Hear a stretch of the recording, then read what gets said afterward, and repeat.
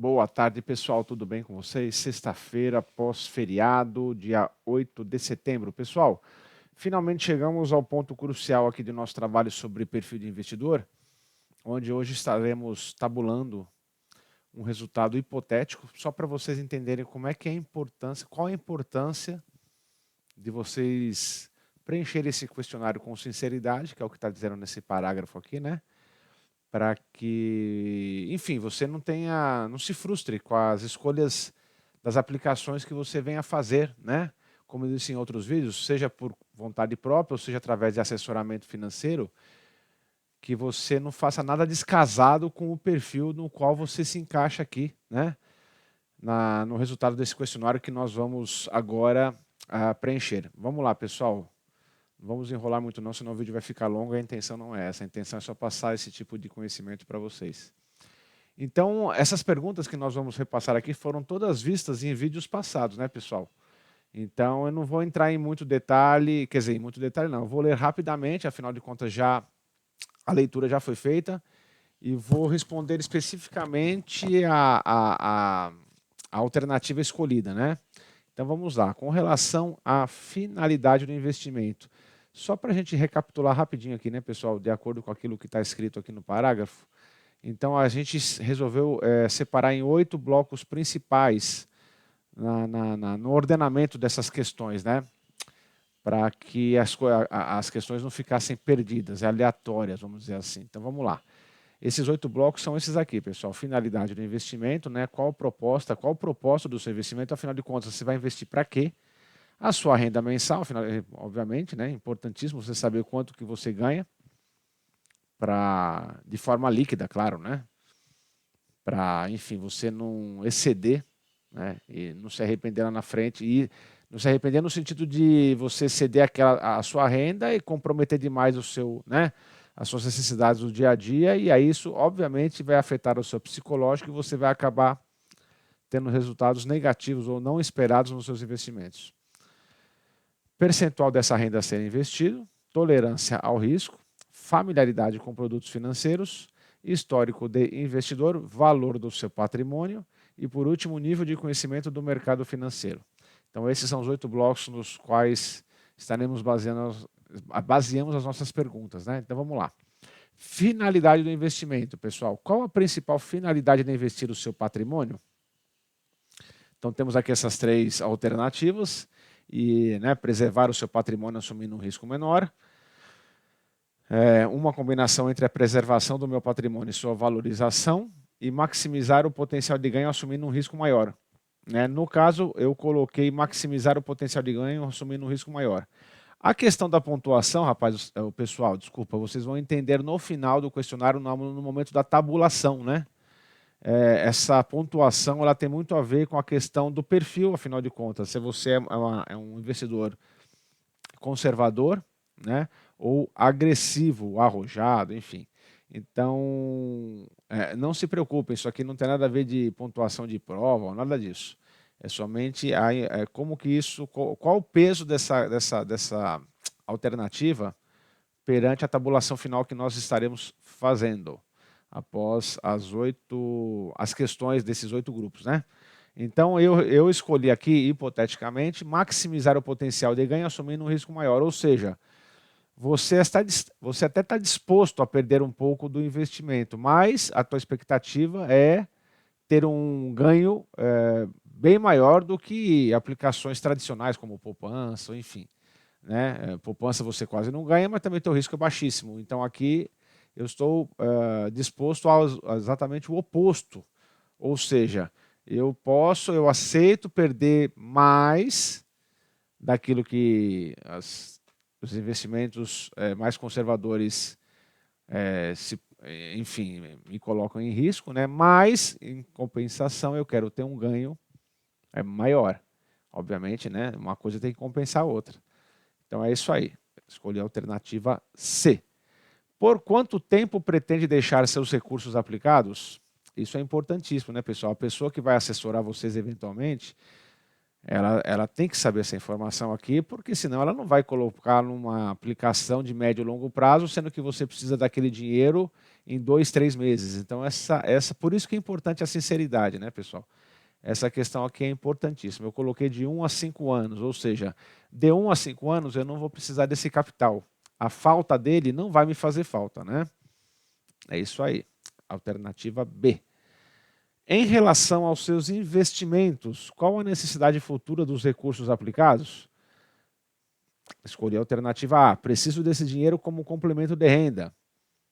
Né? E tem mais 2 alternativas. Eventualmente posso precisar utilizar uma parte dele ou não tenho necessidade imediata desse dinheiro. Quer dizer, a pessoa que vai ler esse questionário, seja gerente de banco, o seu assessor financeiro, na medida que você escolhe a alternativa A, ele já, a pessoa tem necessidade desse capital como complemento de renda. Então piorou. Ou seja, se porventura ela precisar pagar a escola de uma criança, de um filho, ou pagar o condomínio do prédio, quer dizer, eventualmente ela vai ligar para a pessoa que aplicou o dinheiro dela e requisitar o resgate do valor aplicado. Isso compromete demais a rentabilidade, né?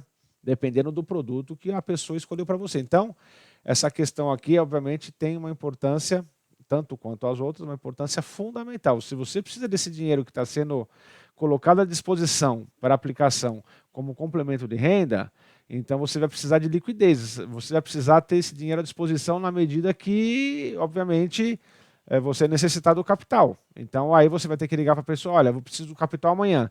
A aplicação, seja ela qual for, terá que ter uma liquidez muito alta, né? Ou seja, vai ter que ser colocada à disposição na tua conta corrente o mais rápido possível. E não é qualquer aplicação que você faz isso sem perder dinheiro. No sentido de, por exemplo, imposto, né? Tem aplicações que quanto menos tempo você deixar aplicado, mais imposto em cima do que foi do rendimento vai incidir, né? Imposto de renda, principalmente a tal da tabela regressiva que a gente fala, né? Mas é isso aí. Alternativa A. Renda mensal. Qual a sua renda mensal? Então a pessoa que vai assessorar vocês tem que saber, né?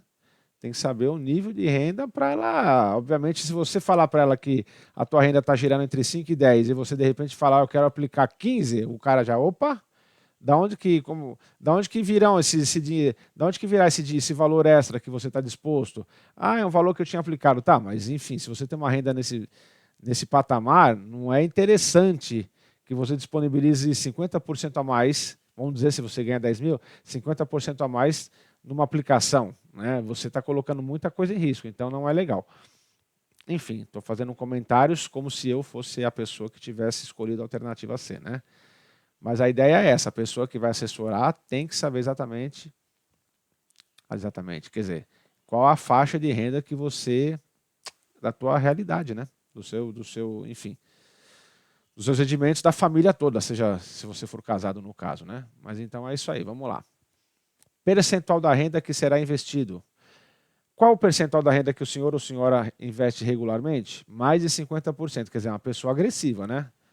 Essa pessoa hipotética, ela é bem agressiva. Se ela investe mais de 50% do capital dela, da renda dela, quer dizer, ela está colocando muita coisa em jogo, né, pessoal? Normalmente isso não é recomendado, né? A gente nunca sabe o dia de amanhã, a gente pode precisar do dinheiro tal, a disponibilidade dele, e aí você colocar numa aplicação, por mais conservadora que ela seja, ela tem sempre um risco embutido, né? Principalmente com relação a não da aplicação em si, mas da instituição financeira que está intermediando essa aplicação. Então, se a tua aplicação não tiver o tal do fundo garantidor de crédito, que é como se fosse uma poupança das grandes instituições que resguarda, é um seguro, né, que resguarda o valor caso essa instituição quebre, e não é toda aplicação que disponibiliza, que é coberta por esse seguro, se a instituição quebrar, você perdeu. Então, por mais conservadora que a aplicação seja, a instituição, se ela não tivesse seguro por trás dela, não importa se a aplicação é conservadora ou não. A instituição quebrando, babar o seu investimento. Por isso que não é interessante você empenhar mais de 50%. Mas vamos dizer que o rapaz aqui, ele escolheu essa alternativa. Vamos lá. Tolerância ao risco. Por conta das oscilações do mercado, considere que seus investimentos percam 10% do valor aplicado.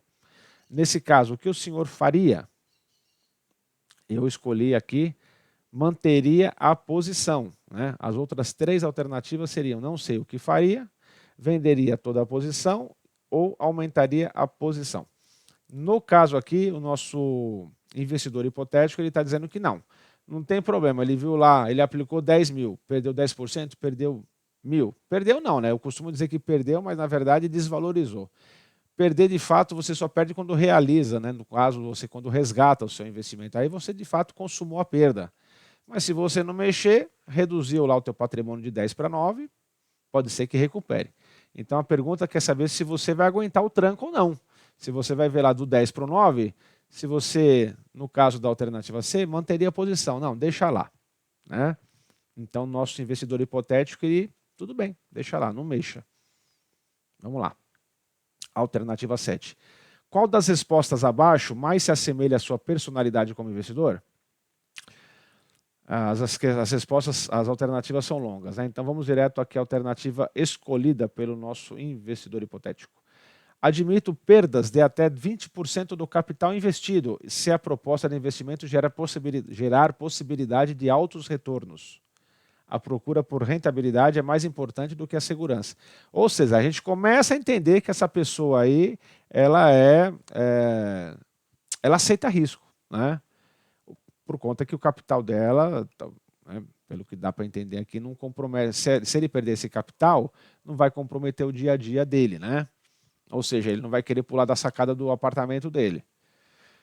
Então, ele admite perdas de até 20% do capital investido se a proposta de investimento, ou seja, se a proposta de investimento gerar possibilidade de altos retornos. Tá bom, eu posso até perder 20, mas eu quero ganhar bastante. Eu quero que você me diga que esse investimento existe a possibilidade de eu ter uma rentabilidade alta. Ah, como assim? Você vai ter bola de cristal? Não, né, pessoal? Mas, por exemplo, a poupança. Você pode ficar até morrer lá, que você não vai ter rentabilidade alta, porque o perfil da poupança não vai te permitir isso. Então, você sabe que de lá não vai sair esse caldo. Agora, dependendo do produto, principalmente quando a gente mexe em fundos de multimercado, renda variável, você tem sim essa possibilidade de ganhos altos. Só que você pode perder, né? Enfim, isso precisa ficar claro, né? Não existe almoço grátis, pessoal. Essa é a verdade. Vamos lá. Então, ou seja, a pessoa aqui, tudo bem, ela admite perder, contanto que ela tenha essa possibilidade de ter altos retornos, né? É isso aí. Próximo grupo de questões aqui, no caso, produto com os quais eu tenho mais familiaridade. Quais dos produtos, alternativa 8, quais dos produtos listados abaixo você tem familiaridade? Então, esta questão permite múltiplas respostas. Para fins de cálculo de perfil, deve ser utilizada a resposta de maior valor de pontuação entre as respostas assinaladas. Né? Se eu colocar, vamos dizer que eu coloque as 4 alternativas, eu conheço tudo aqui de produto financeiro. A que vai valer de fato na hora da tabulação é a alternativa com maior número de pontos, que é o que está dizendo a questão. Então, no caso, seria a alternativa D, que foi justamente a que o nosso investidor hipotético escolheu, pessoal. Ele diz que conhece fundos de investimento em participações, FIP, derivativos, futuros, opções e swaps. Uma pessoa que geralmente conhece esse tipo de produto, essa categoria de produto, conhece todo o resto, né, pessoal? Fatalmente, essa é a verdade. Então, ele tem familiaridade com o mercado financeiro de uma forma geral. Histórico de investimentos. Vamos lá, nona questão. Quais investimentos você realizou frequentemente nos últimos 24 meses? Alternativa D, nosso amigo escolheu. Investir em produtos de renda fixa e ou de multimercado e ou de renda variável e ou com derivativos com finalidade de especulação ou alavancagem. Ou seja, é quase que um investidor profissional, né, pessoal? Pelo que ele está dizendo aqui. Né? Então, é uma pessoa que nos últimos 24 meses mexeu com essa gama toda de produtos. E ou, quer dizer, não necessariamente todos os produtos, mas nessas classes de produtos, né? Ou seja, quem está lendo isso aqui percebe que ele tem familiaridade com produtos de investimentos, não é uma pessoa leiga, né? Isso já dá uma certa tranquilidade para quem está assessorando. Se a pessoa que está preenchendo está sendo sincera, quem está lendo isso, opa, a pessoa sabe aquilo que eu vou falar para ela. Então, vão conseguir dialogar de uma forma muito próxima, vamos dizer assim, com um nível de conhecimento bacana, sabe? Isso é importante para quem está assessorando, principalmente. Vamos lá, pessoal. 10ª questão. Qual é a atual composição dos seus investimentos por categoria?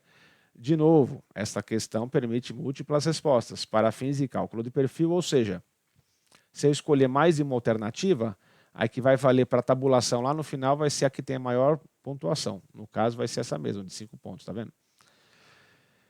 Então aqui eu acabei não preenchendo, mas aqui você teria que preencher com percentuais, né? Qual é a atual composição dos seus investimentos por categoria? Se você tem o seu capital investido em vários produtos, aqui você tem que colocar, vamos supor que eu tenho 10 mil investidos. Eu tenho um pouco em imóveis, renda fixa, tenho fundos de investimento multimercado e tenho, enfim, tenho um pouquinho de tudo aqui. Eu escolhi a alternativa A, mas acabei não preenchendo em percentual. Mas aqui dá a entender que é o maior percentual do valor que eu tenho investido no mercado, vamos dizer assim, está em renda variável, né? Do 100%, o que tem maior percentual de participação está em renda variável. Por isso que o nosso investidor hipotético acabou escolhendo a alternativa A. Beleza, pessoal? É isso aí. Valor do patrimônio do nosso amigo aí. Qual é o valor do seu patrimônio? Patrimônio dele. Aí patrimônio, né, pessoal? Não é só em espécie, em dinheiro. É automóvel, apartamento, enfim, tudo. Está entre 100 e 1 milhão de reais. É isso aí. Nível de conhecimento sobre o mercado financeiro. Se eu não me engano, essa aqui é a última questão. Vamos lá, pessoal. Como você classificaria a relação de sua formação acadêmica e da sua experiência profissional em relação aos seus conhecimentos sobre o mercado financeiro? Nosso amigo escolheu a alternativa B. Apesar de não ter a formação acadêmica na área financeira, possui experiência no mercado de capitais e financeiro. Ou seja, o nosso amigo não é profissional, não é uma pessoa que se formou, né? Não fez economia, não fez, enfim, nenhuma cadeira, nenhuma faculdade diretamente relacionada ao mercado financeiro, curso ou pós-graduação, enfim, não estudou para isso. Mas mexe com isso e provavelmente é um autodidata. Então ele possui experiência no mercado financeiro e de capitais, apesar de não ter formação acadêmica na área financeira. Vocês vejam aqui que a pontuação não é tão alta, né? A ponto de, por exemplo, a pessoa que tem formação acadêmica e experiência profissional, ou seja, ela se formou, estudou para isso e ainda trabalhou com isso, seja em bancos, em corretoras, enfim. E então ele conhece profundamente o mercado financeiro, ele sabe exatamente os fundamentos, como é formado, como é que funciona um fundo, enfim. Quem lê isso aqui, se a pessoa estiver sendo sincera, dará uma certa tranquilidade, caso a alternativa seja uma D, ou a pessoa sabe, né, o assessor no caso, sabe que vai ter que detalhar tudo, tintim por tintim, caso o nosso amigo escolha a alternativa A. A alternativa B é uma alternativa intermediária, ou seja, ela não se formou, não trabalhou com isso, mas possui experiência no mercado financeiro de capitais, seja de uma forma amadora, como já falei, como autodidata. Então isso dá uma certa tranquilidade para quem está assessorando essa pessoa, né, pessoal? Então é isso aí. Para o vídeo não ficar longo, já temos aqui quanto? 18 minutos, pessoal. O próximo a gente vai partir para a tabulação, né? Para entender qual o perfil desse nosso amigo, desse nosso investidor hipotético aqui, pessoal. Em qual classificação ele se encaixaria. Maravilha? Então é isso aí. Nos vemos no próximo vídeo. Aproveitem o seu final de semana, pessoal. Fiquem com Deus e curtam a sua família. Um forte abraço a todos. Tchau, tchau.